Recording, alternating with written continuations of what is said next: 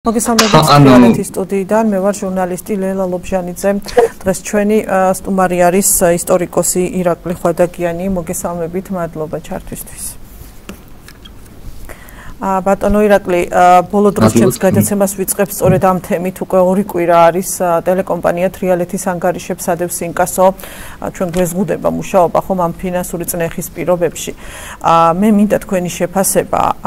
რამდენად მნიშვნელოვანი არის რეგიონული მედია და არის თუ არა ეს სიგნალი იმისა, რომ ხელისუფლება ცდილობს თავისუფალი სიტყვა ჩაახშოს. ასევე, როდესაც ვხედავთ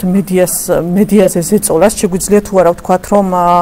ხელისუფლება რაღაცა საბჭოთა მოდელის ვერტიკალს იმეორებს, რა პარალელების გავლება შეგიძლიათ თქვენ აი პერიოდთან დაკავშირებით, ამით რომ დავიწყოთ პირველ რიგში.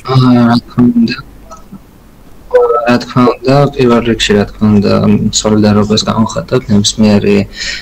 მოქალაქე და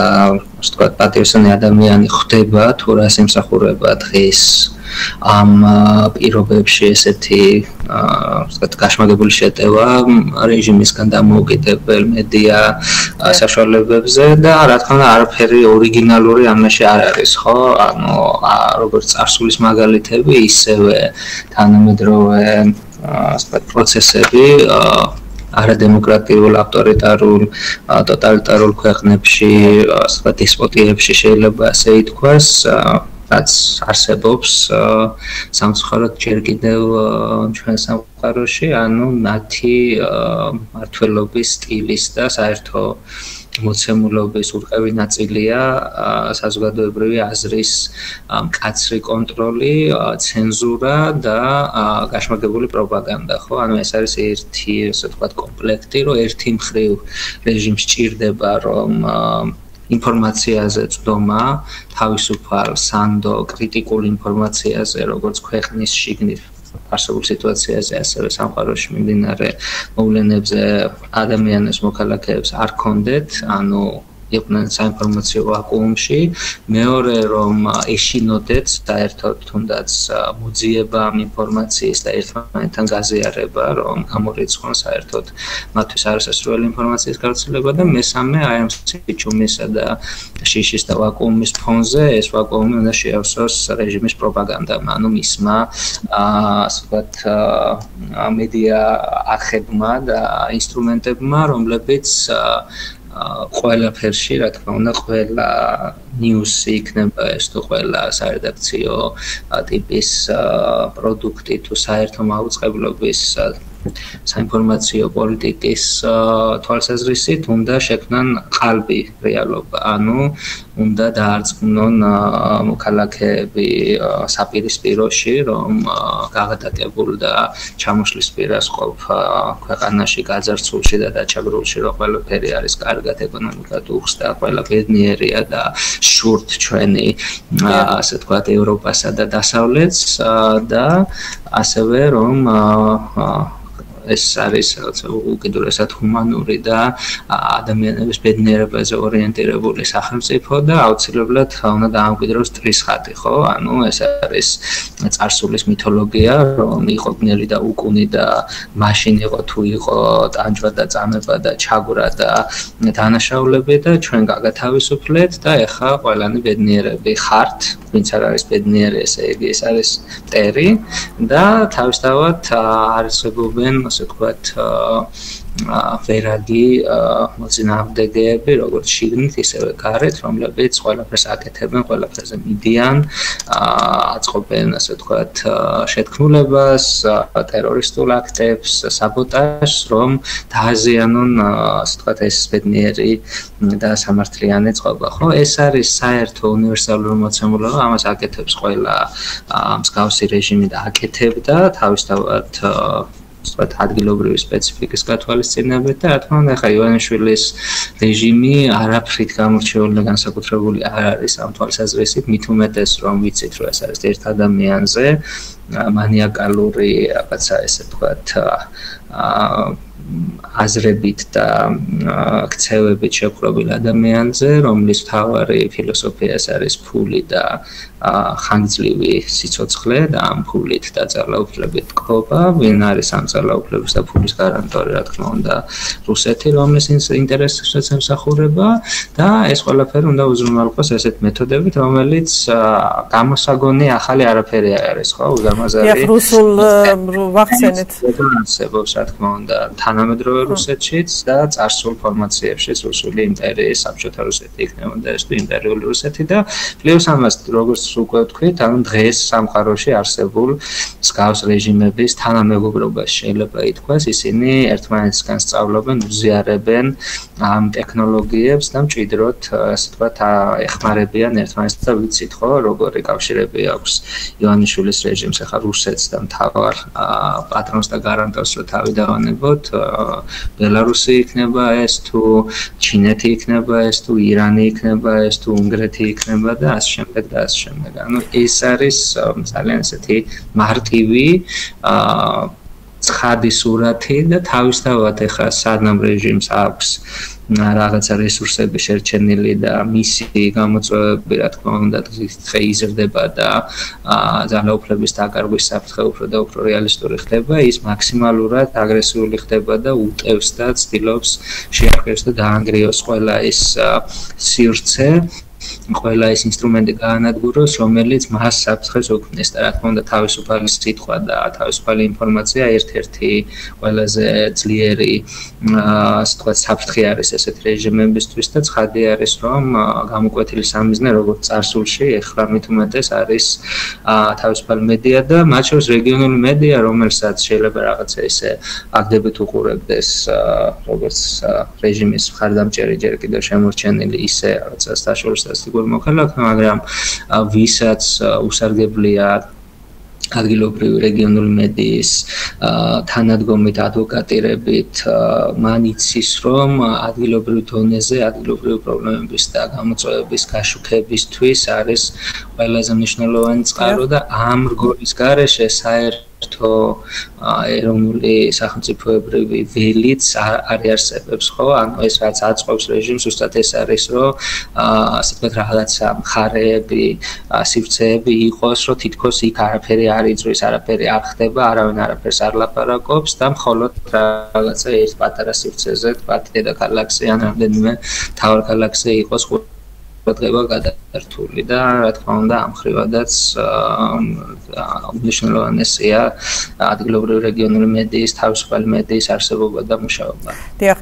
დეზინფორმაციაზე, პროპაგანდაზე საუბრობდით და ნუ აქვე აღნიშნა რომ ჩვენ სხვათა შორის გვიყურებენ ცხინვალშიც და ჩვენს რადიოსაც უსმენენ იქ და ეს ვახსენე იმიტომ რომ თქვენ იცით რომ ჩვენ ვიმყოფებით შიდა ქართლში, ხო, სადაც რუსული პროპაგანდა ძალიან დიდი არის და დეზინფორმაცია ვრცელდება ძალიან აქტიურად. სწორედ ამ მიმართულებით უსვამ ხაზს რომ ძალიან მნიშვნელოვანია ხომ რეგიონული მედიის როლი და თუ არ ექნება მოქალაქეებს არჩევანის საშუალება ვერ გამოიტანენ ხომ სწორად ვერ მიიღებენ სწორ ინფორმაციას, აი ამაზე მინდა თქვენი შეფასება, თუნდაც აი იმ რეგიონში სადაც ეს რუსული საფრთხეები განსაკუთრებით იგრძნობა და დეზინფორმაცია პროპაგანდა ასე მძლავრად არის. რა თქმა უნდა ესეც არის ჩვენ ვიცით რომ საბჭოთა პერიოდშიც იყენებდნენ ხომ ამ პროპაგანდას და დღესაც იგივე ხდება ხო სამწუხაროდ. მესტებით ანუ ეს გამოცდილება ეხლა რა თქმა უნდა თვითონ ივანიშვილის რეჟიმის ვერტიკალის წარმომადგენლებს თავიანთი განათლებით თუ წარსულით ძალიან მწირი ასე ვთქვათ რესურსები აქვთ იმ კუთხით რომ რაღაცა ხანგრძლივი ინსტიტუციური განვითარების ამ კუთხით ხო ტოტალიტარული რუსული სისტემების გამგზავრებლებად მივიჩნიოთ უბრალოდ სოციალური თვალსაზრისით მენტალიტეტით რა თქმა უნდა ისინი არიან გაგრძელება ძველი მოცემულობის, მაგრამ განსხვავებით რუსეთისაგან აქ ესეთი უწყვეტი არ ყოფილა საბჭოეთის დაშლის შემდეგ ეს განვითარების ხაზი და ძალიან ცხადი არის ეს და ამიტომ საუბრობთ რომ ეს არის მათი მთავარი გარანტორების, სპონსორების და პატრონების რუსული პოლიტიკური ინსტიტუტების და სპეცსამსახურების აქტიური კურატორობის შედეგად ისინი ასე ვთქვათ აწარმოებენ ამ ოპერაციებს, იქნება ეს პროპაგანდა, დეზინფორმაცია თუ სხვა გადაწყვეტილებები, პროცედურები, რომელიც კეთდება იმისათვის, რომ აქ რუსულმა დღის წესრიგმა, ასე ვთქვათ, დაიმკვიდროს თავისი ადგილი და საბოლოოდ თავისი ამოცანები შეასრულოს, რომლის ნაწილიც არის, რა თქმა უნდა, ტერიტორიული მთლიანობის დარღვევა და ამ ფაქტის ჩაბეტონება და უფრო გაღრმავება ტერიტორიული დეზინტეგრაციის და ვიცით, რომ ივანიშვილის რეჟიმის ერთ-ერთი ყველაზე წარმატებული ასე ვთქვათ, ნაბიჯები და პროცესი, რომელიც ხელისუფლებაში მოსვლისთანავე დაიწყო, ეს იყო საქართველოს ოკუპირებული ტერიტორიების საკითხის და პრობლემის ჩახსნა საერთაშორისო პოლიტიკური დღის წესრიგისგან, გაქრობა, საერთოდ საქართველოს ადგილის რეგიონში და მნიშვნელობის დაკნინება და ამოგდება და ექსკლუზიურად რუსული გავლენისთვის პოლიტიკური და ეკონომიკური გავლენისთვის და ასე ვთქვათ მართვისთვის დაქვემდებარება. ვხედავთ ახლა რა პროცესები მედის რეგიონში, ანუ ჩვენი უახლოესი მეზობლები მიუხედავად ერთმანეთთან ხანგრძლივი საუკუნოვანი კონფრონტაციის დაპირისპირებისა, როგორ ახერხებენ რუსული გავლენისაგან თავის დაღწევას და ამ კონფლიქტის გადაწყვეტას და ახალი თანამშრომლობის როგორც რეგიონულ დონეზე, ასევე საერთაშორისო დონეზე ამ მოქმედებას დასავლური აქტიური ჩართულობით და მათი უსაფრთხოების გარანტიებით და აქ საქართველოს საერთოდ დაკარგულია გამორიცხულია აი ამ მოლაპარაკებებიდან, აი ამ ახალი დღის წესრიგიდან, ეს არის დამსახურება ზუსტად რუსული გავლენის და მისი აღმასრულებლის ივანიშვილის რეჟიმის და ეხლა სანამ აი ეს პირველი ფაზა იყო შედარებით დროში გაწერილი 2012 წლიდან 2010-იანი წლების დასასრულამდე და ხდებოდა ესე ნაბიჯ-ნაბიჯ საქართველოს ჩახსნა და ოკუპირებული ტერიტორიების საკითხის იგნორირება, თუ კი რამე კეთდებოდა და თუ კი ამ პრობლემის გარშემო ისევ იყო ყურადღება, რა თქმა უნდა, ამას აკომპენსირებდა თავისუფალი მედია, რომელიც აშუქებდა ამ საკითხს, ასე ვთქვათ, საოკუპაციო ხაზის, მცოცავი ოკუპაციის გაგრძელება, საქართველოს მოქალაქეების მუდმივად დატყვევებას და ძევლად აყვანას და ყველა იმ, ასე ვთქვათ, ჰიბრიდული ომის ინსტრუმენტებს და ნაბიჯებს, რასაც რუსეთი აწარმოებდა და მით უმეტეს, რა თქმა უნდა, როდესაც რუსეთის ამოცანა არის, რომ ეს პროცესი ბოლომდე მიიყვანოს და ამ ოკუპირებულ ტერიტორიებს იყენებს აქტიურად როგორც ბერკეტებს, თავისთავად ამ საკითხის გარშემო სიჩუმეც და იგნორირებაც და თავისუფალი მედიის გაქრობის ფონზე მით უმეტეს ხო ამ თემებზე ვინ იქნება ახლა როცა რეჟიმი არის თვითონ რუსული ინსტრუმენტი და რუსული გავლენის წარმომადგენელი, ცხადია რომ ესეც ერთ-ერთი სტრატეგიული ამოცანაა და აქაც თავისთავად შიდა ქართლის თავისუფალი რეგიონული მედიის გაჩუმება და გაყვანა თამაშგარეთ, ესეც ერთ-ერთი ოპერატიული, ასე ვთქვათ, ამოცანა არის რუსული გავლენისა. დიახ, თქვენ ნაწილობრივ კი საუბრეთ, მაგრამ მაინც მინდა გკითხოთ, ანუ რა განაპირობებს, რომ საქართველოს პოლიტიკური სისტემა, თქვათ, დღესაც ინარჩუნებს ავტორიტარულ ტემპერამენტს, ასე ვიტყოდი. ეს არის შეგნებული პოლიტიკური სტრატეგია თუ რაღაცა საბჭოთა სისტემის შედეგი, ასევე მოცემულობიდან გამომდინარე მე მაინტერესებს, ანუ თუ არის თუ არა დღეს ფორმალური დემოკრატია, იმიტომ რომ როდესაც მაგალითად ტარდება არჩევნები და არჩევანის თავისუფლება დგება ეჭქვეშ და ამ არჩევნებს არ აქვს საერთაშორისო აღიარება და ამ მოცემულობიდან გამომდინარე. ცხადია, ანუ უკვე ივანიშვილის რეჟიმმა გადალახა ის მკაფიო ზღვარი, რომლის იქეთაც თუნდაც ფასადურ დემოკრატიაზე საუბარი არის უკვე შეუძლებელი. თქვენ ახსენეთ, ხო, რამ გახადა ეს საყოველთაოდ თვალსაჩინო და რამ მოიტანა საერთაშორისო დონეზე კონსენსუსი, ეს იყო ყველაზე მთავარი ფუნდამენტური უფლების დარღვევა, იგნორირება და წაგლეჯვა თავისუფალი არჩევანის, ასე ვთქვათ, უფლებისა საქართველოს მოქალაქეების უმრავლესობისათვის გასული წლის ოქტომბრის საპარლამენტო არჩევნების ფაქტობრივად გაუქმებით და მისაკუთრებით, ხო, და შემდეგ უკვე სისტემური, ასე ვთქვათ, ძალადობით, წამებით, სადამსჯელო ტერორისტული აქციებით, რაც რეჟიმმა ჩაიდინა დეკემბრის და შემდგომი თვეების განმავლობაში და აგრძელებს დღემდე, ხო, ძალაუფლების, აი მითვისებული ძალაუფლების შესანარჩუნებლად და პლუს რა თქმა უნდა ამ არალეგიტიმური ეგრეთ წოდებული პარლამენტის მიერ მიღებული მთელი რიგი ფორმალური რა თქმა უნდა ჩვენ არ ვაღიარებთ და არც არავინ არ აღიარებს ივანიშვილის ვერტიკალის და მისი სპონსორების გარდა ამ ქაღალდზე დაწერილი სადამსჯელო ნორმების ლეგიტიმურობას, მაგრამ მაინც ხო ამ ტექსტებიდან და ამ რეგულაციებიდან ძალიან ცხადად ჩანს, რომ ფაქტობრივად უკვე ეს ჩამოყალიბებული დიქტატურა ანუ პროცედურულ დონეზე ეს ისეა, როდესაც გამოხატვის თავისუფლება არის მოსპობილი, როდესაც სასამართლო არ არსებობს, როდესაც ჩვეულებრივი საპოლიციო სადამსჯელო ძალადობის თარეში არის ირგვლივ, ყველაფერს აკეთებს ერთი ადამიანი, რომელსაც მისაკუთრებული აქვს მთელი ასე ვთქვათ, სახელმწიფო ყოფილი უკვე შეგვიძლია ვისაუბროთ ინსტიტუტები, საგარეო ვექტორი სრულიად გაუქმებული არის და სუვერენიტეტი მოსპობილია ამ კუთხით ქვეყნისა, ეკონომიკა არის ჩამონგრევის პირას და მით უმეტეს კოლონიზირებულია ისევ რუსული, ასე ვთქვათ, გავლენით, ანუ აი ის მდგომარეობა და თუ კი მხოლოდ აი ამ დემაგოგიურ რასაც რეჟიმის ასე ვთქვათ, პროპაგანდისტები იშველებენ ხოლმე ხშირად არგუმენტს გამოვიყენებენ, რომ ამას არ გინახავთ დიქტატურაში, რომ აქციები ტარდებოდეს და ასე ვთქვათ, რეჟიმისგან არაკონტროლირებადი მედია საშუალებები იყოს, ხო ეს ჯერჯერობით ესეა, იმიტომ რომ ერთი ხელის დაკვირით თავისი რესურსის ნაკლებობის გამო რეჟიმს უჭირს ამის გაკეთება, მაგრამ ამაზე ვსაუბრობთ, რომ უკვე მეთოდურად შეუდგა ზუსტად აი ამ დარჩენილი წინააღმდეგობის განადგურებას, თავისუფალი სიტყვის გამავრცელებელი მედიის გაქრობას და რა თქმა უნდა ისევ და ისევ მზადებას, რომ ფიზიკურად დასაჯოს ყველა ინდივიდუალურად თუ ასე ვთქვათ, მასობრივად, ვინც კი რეჟიმის აი ამ დიქტატურას ეწინააღმდეგება, ხო? და ამ პირობებში ხა რაღაც საუბარი არჩევნებზე, რაღაცა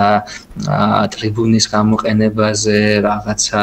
რეჟიმის მიერ შემოთავაზებული ინსტიტუტებით და პროცედურებით სარგებლობაზე არის უბრალოდ ფიქცია,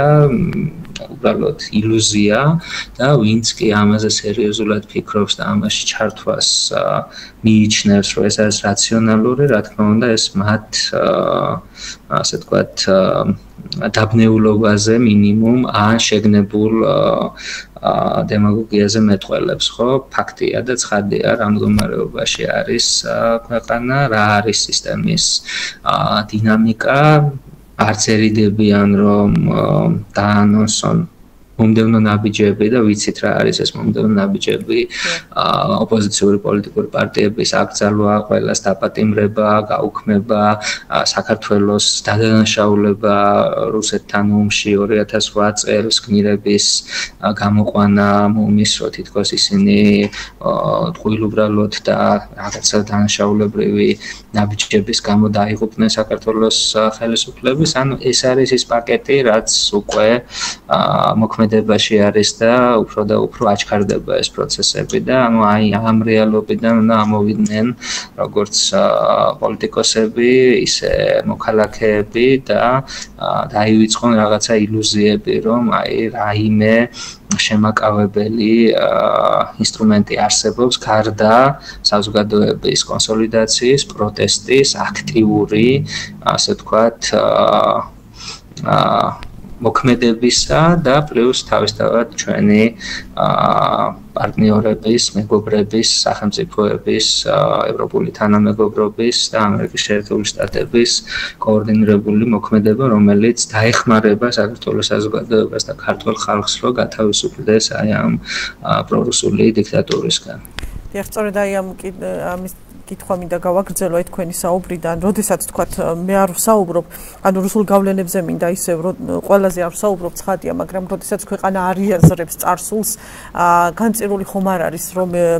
თქვათ მისი გამეორებისთვის და სად ვართ ამ პროცესში, როგორც საზოგადოება, ცხადია, ყველას არ გულისხმობ, უბრალოდ გულისხმობ საზოგადოების ნაწილს, რომელიც ჯერ კიდევ ფიქრობს, რომ ის რაც ხდება დღეს ქვეყანაში მას არ ეხება და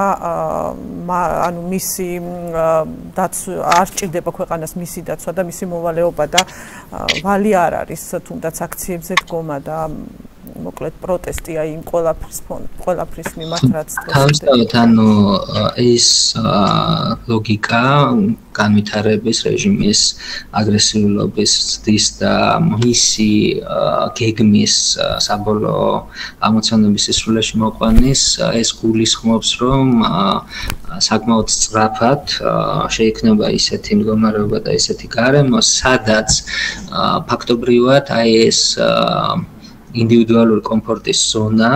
პასიურობისთვის, აპოლიტიკურობისთვის, ხო, რაც იყო დიდი ხნის განმავლობაში რეჟიმის კვებავი ერთ-ერთი რესურსი, რომ ხო, ну, პოლიტიკა არ მაინტერესებს, მე პატარა ადამიანი ვარ, ჩემს კვადრატში მოძრაობ, აქ ვაკეთებ რაღაცას და ასე შემდეგ და ასე შემდეგ და ну, მთხოვთ ახლა რაღაცა საერთო სიკეთეებისთვის ფიქრს და ბრძოლას, ეს უკვე ისე შორს დარჩა და დარჩება უფრო ცხადად, რომ ფაქტობრივად ყველა ადამიანი, ყველა მოქალაქე, ვინც კი აქამდე ახერხებდა გაცნობიერებლად თუ გავაცნობიერებლად, რომ აი ამ განზომილებაში ყოფილიყო, ამ ასე ვთქვათ, თვალით შეეხედა თავისი ყოველდღიურობისთვის, დადგება მკაფიო კატასტროფული რეალობის წინაშე, რომ ყოველდღიური არსებობა, ყოველდღიური ასე ვთქვათ, მისი მოქმედება ეს იქნება რაღაცა საერთო საზოგადოებრივ და ეროვნულ წინააღმდეგობაში და ბრძოლაში და რაღაცა იდეისთვის მუშაობაში მონაწილეობის მიღება კი არ იქნება გადაწყვეტილების საგანი, რომ მინდა ეს გავაკეთო თუ არ მოდი რა დავრჩე და ჩემთვის ვიყო, ხო? აი უკვე აპრიორი ეს ჩემთვის ვიყო და თვითგადარჩენაზე ვიფიქრო და ვიზრუნო და ეს ვაკეთო, ეს იქნება უკვე რეჟიმისათვის წინააღმდეგობის გაწევის, ესე ვთქვათ, აქტი. იმიტომ რომ უკვე ამ ფაზაში, როდესაც სისტემა არის კონსოლიდირებული დიქტატურა და ის ითხოვს უფრო და უფრო მეტ რესურსებს, უფრო და უფრო მეტ მსხვერპლს, მას სჭირდება ეს თავისი გაძლიერებისთვის, ადამიანი, რომელიც ცდილობს საკუთარი თავი და საკუთარი ოჯახი გადაირჩინოს, ხო, ის უკვე ნებისმიერ მომენტში გახდება რეჟიმის სამიზნე, რამდენადაც ამ შემთხვევაში თვითგადარჩენის პროცესში მყოფ ადამიანს დაუდგება ამოცანა, რომ საკუთარი შვილი გამოყვებოს თუ აიტანოს წილი, როგორც ყოფილა და სამწუხაროდ ისევ აბრუნდება ჩვენი რეჟიმი, რომ იქეთ კრიმინალს გადაუხადოს ხარკი, იქეთ რეჟიმის სადამსჯელო სტრუქტურებს, რომელიც ასევე კრიმინალთან და კორუფციასთან არის დაძმობილებული, იმას ხარკი უხადოს და შემდეგ რაღაცა ნარჩენებით ცადოს თავის გამოყვება და საკუთარი ოჯახის გამოყვება, ხო? ანუ ეს რეალობა დადგა და უფრო გამოვდება და ამ შემთხვევაში აღარ დარჩება არც ერთი მოქალაქის დონეზე ის ილუზია, რომ მე ამისგან დაცული ვარ, მე ეს არ შემეხება. ამიტომ ეს მომენტი საჭიროა, რომ გააცნობიეროს საჭიროა მეტმა ადამიანმა, მედიის ერთ-ერთი ფუნქციაც ეს არის, რომ ეს კაფიოთ, აი ეს საგანგაშო სიგნალი მივიდეს ყველა მოქალაქესთან, რომ ცხადი გახდეს, რომ აქ საუბარი კი არ არის რაღაცა გავგებარ, რაღაც მაღალფარდოვან და პათეტიკურ იდეებზე, არამედ საუბარი არის ყოფნა არ ყოფნაზე. და საბოლოო ჯამში ეს იდეები და ეს ღირებულებები, რაზეც აქამდე საუბრობდით და რაც არის ზოგადად რიტორიკის ნაწილი, ხო, სუვერენიტეტი, თავისუფლება, დემოკრატია, ადამიანის უფლებების დაცვა, დამოუკიდებელი ინსტიტუტები, ბალანსი, კონტროლი, ურთიერთკონტროლი სახელმწიფო ინსტიტუტებს შორის ზუსტად ამიტომ არსებობს, რომ აი ადამიანი არ ჩავარდეს აი ესეთ გამოუვალ მდგომარეობაში, რომ გქონდეს ყოფნა არ ყოფნის ზღვარზე არჩევანი. აი ეს განზომილება უკვე და აქედან ორი გამოსავალია, ხო? ან სრული ჩამოშლა და სრული კოლაფსი საზოგადოების და დაბრუნება, როგორც იტყვიან, აი პირველ ყოფილ პრიმიტიულ ბუნებით მდგომარეობაზე, სადაც არის ასე ვთქვათ ბუნებრივი გადარჩევა, დაუნდობელი, ცინიკური, რომ უფრო ძლიერები, აგრესიულები და ადაპტირებადები გადარჩებიან ფიზიკურად, ან პირიქით დიდი მობილიზაცია, დიდი ენერგიის გამოღვიძება, გაერთიანება საზოგადოების და ამარცხება იმ რეჟიმის, იმ დამნაშავე კასტის და დაჯგუფების, რომელმაც ქვეყანა ამ მდგომარეობაში ჩააგდო და უფრო უარეს უპირებს. დიდი მადლობა, ისტორიკოსი ირაკლი ხვადაგიანი იყო ჩვენი გადაცემის სტუმარი.